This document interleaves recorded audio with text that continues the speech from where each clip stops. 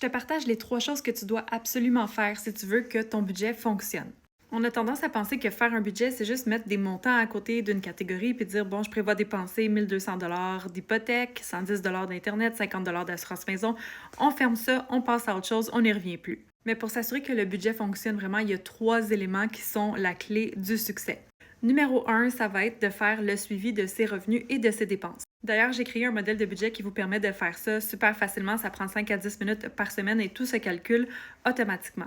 Mais ça, là, c'est la clé pour comprendre il va où notre argent. Et c'est en faisant cet exercice-là qu'on va se rendre compte que, on avait budgété 500 pour l'épicerie, mais finalement, on a dépensé 721 On avait budgété 200 au restaurant, finalement, on a dépensé 267 Donc, les résultats de cet exercice-là peuvent être surprenants, mais ils permettent d'identifier où va notre argent. Et c'est à partir de là qu'on peut décider de faire des changements dans nos habitudes. C'est ce qui m'amène au deuxième élément le plus important, c'est l'écart entre l'argent que vous gagnez et l'argent que vous dépensez.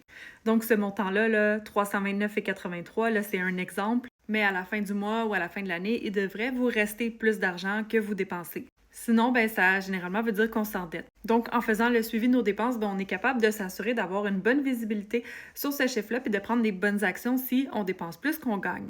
L'autre chose aussi, c'est que cet argent-là, techniquement, vous allez pouvoir l'allouer à vos objectifs financiers. Donc, ça peut être de rembourser des dettes, ça peut être d'épargner pour un projet à court terme ou à plus long terme, d'investir pour la retraite, par exemple. Et le dernier élément clé qui va vous assurer d'avoir un budget qui fonctionne, c'est de bien planifier vos dépenses annuelles. Donc, au début de l'année, on prend le temps de lister toutes nos plus grosses dépenses annuelles, à quel moment on prévoit les payer. On va avoir un montant total, on peut le diviser en 12 mois et idéalement, on met cet argent-là de côté à chaque mois dans un compte épargne. Comme ça, quand vient le temps de faire la dépense, on avait déjà prévu le coup.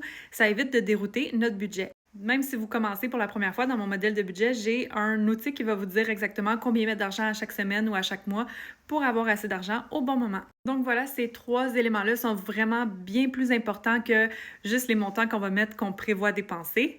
Et je termine en disant que si tu veux te procurer mon modèle de budget qui te permet de faire le suivi de toutes tes dépenses sans faire aucun calcul hyper facilement, tu peux te le procurer via le lien sur mon profil.